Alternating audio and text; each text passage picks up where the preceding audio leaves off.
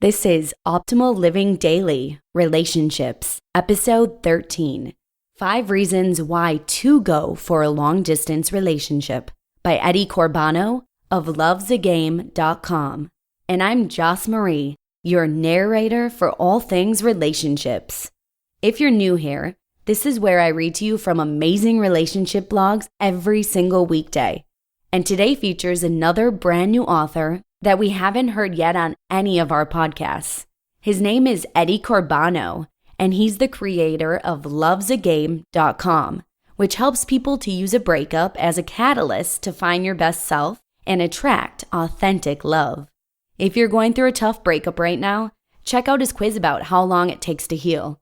The link is lovesagame.com/healing. That link is in the episode's description and in the notes at oldpodcast.com. That's oldpodcast.com. Now, let's hear our first post ever from Eddie as we optimize your life.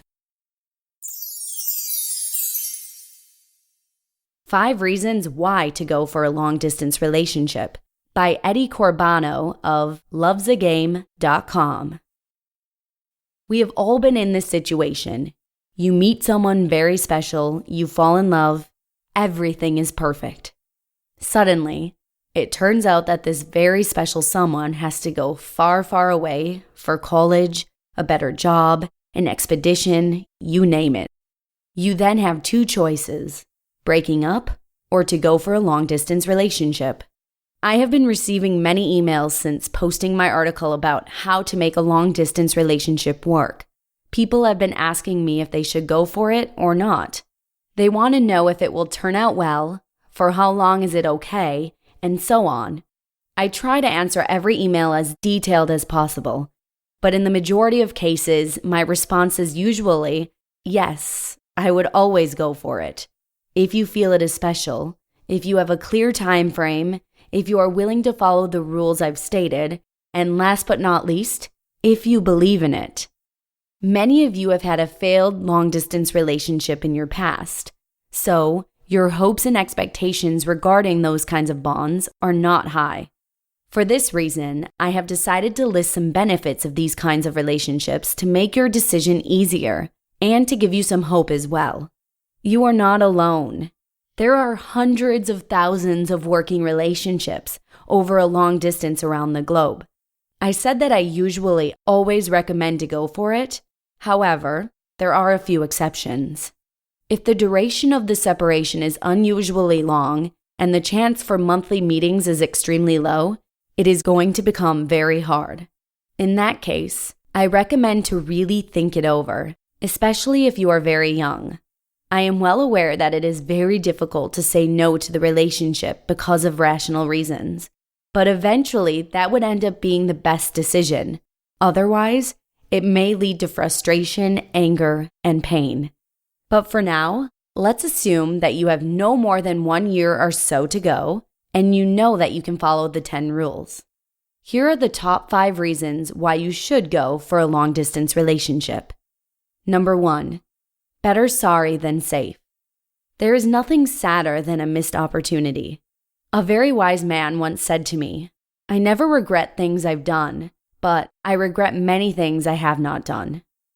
You never know how things are going to be before you try them. Every single experience, good or bad, enriches your life in some ways. They build the foundation for decisions in the future. They make you wiser and build up your self-esteem. Not to mention that in every missed opportunity, you may have missed the love of your life. All the good things in life involve a certain risk, but the highest risk in life is missing out. Think about that. Number 2, you gain time for other things. Finally, I can take the Spanish course. A long-distance relationship isn't as time-consuming as a regular relationship. You can use the free time to reach your personal or job-related goals. You have more time for your career, friends, hobbies, and family. Number 3, it's the ultimate test of seriousness. I really mean it, baby.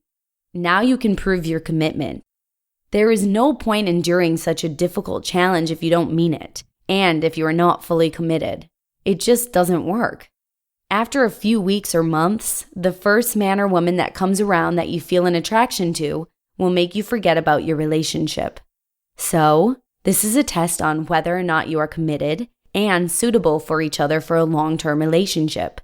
Of course, this only applies to couples who were together before they were separated by distance. If you've met in a chat room, then it's the other way around. Number 4, you learn to treasure those rare moments together. Fact is, you'll probably see each other only 1 to 2 times a month, if that much. These rare meetings will be an explosion of passion and love. All of the longing will focus into this short meeting. It's a good lesson to understand what really matters in a relationship. Number 5, you really get to know each other. It is much easier and actually much more natural to get to know somebody through email. All of the outside stuff is left out. It is easier to open up and you can learn about the inner world of your partner. No pretending, no beautifying. This also makes the meetings more intense. There you have it. Some thoughts as to why you should take a chance and go for it. I hope that I gave you some insights which will help you make the decision. Don't take it too easy.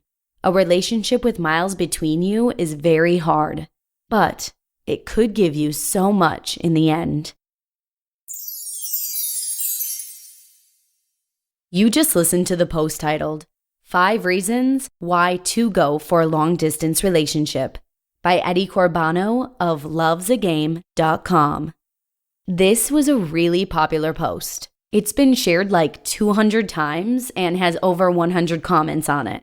You can comment on it yourself by finding the link in his episode's description and at oldpodcast.com. And don't forget, if you're going through a tough breakup right now, a good start is to take Eddie's quiz about how long it takes to heal. The link is lovesagame.com/healing, and that'll also be in the show notes. Before we go, if you want to show some support for this new podcast, it'd mean a lot to me and all of us in the Optimal Living Daily family. You can come by oldpodcast.com/support, and there's a bunch of ways you can help out, financial or otherwise.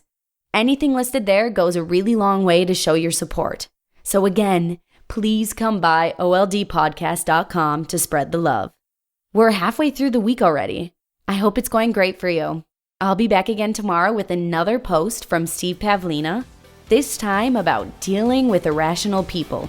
I hope to see you there, where your optimal life awaits.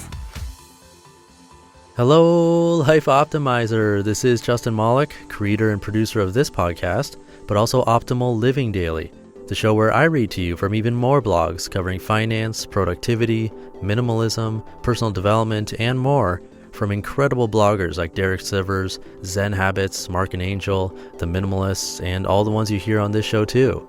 So if you enjoyed today's episode and like taking amazing blogs on the go, come on over to Optimal Living Daily and subscribe to that one too. And together, we'll start optimizing your life.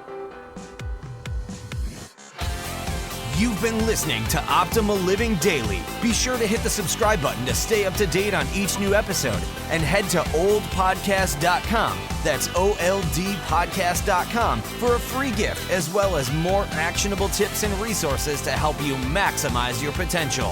Thanks for joining us, and remember, your optimal life awaits.